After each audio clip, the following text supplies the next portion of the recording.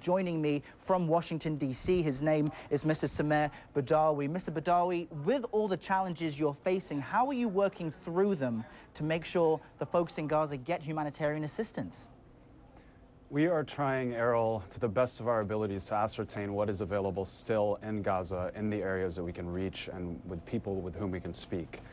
We've heard reports that in the southern Gaza Strip, where the fighting has not escalated to the point that it has in the north, that we can still have access to flour, to bread, to very, very basic medical supplies like aspirin, painkillers, syringes, et cetera, et cetera.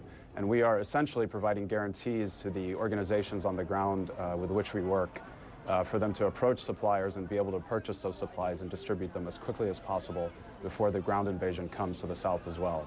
Now, the problem with all of this, of course, is that we are facing a situation in which the people of Gaza have been imprisoned for the past 18 months, and before that, for 41 years. I think it's very important to remember the context of this. There is an Israeli occupation which did not end in 2005. The Israelis essentially sealed off 1.5 million people, 1 million of whom are refugees registered with the UN Relief Works Agency.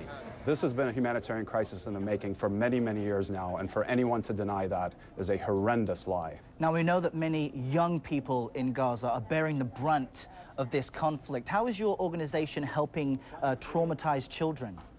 We are trying right now to work with an organization called the Palestinian Medical Relief Society, the head of which is Dr. Mustafa Barghouti, who's been on your channel here many times in the past week, to basically bolster up a program that involves social workers in the Gaza Strip who have been working with children, again, for decades now to try to overcome the trauma of the occupation and the repeated military strikes on the innocent civilians of Gaza. Again, the fundamental problem here is that how do you get these social workers out? How do you get them to meet with children? How do you get them to deal with trauma when the trauma hasn't even ended yet? I would say to people on all sides of this conflict, including Mr. Bush, our president, including the Israeli leaders, what do you hope to accomplish by this? By creating another generation of traumatized children, 40 plus of whom were bombed today in an UNRWA bomb shelter that was designated as a school and clearly marked. That happened hours ago, as reported on this channel.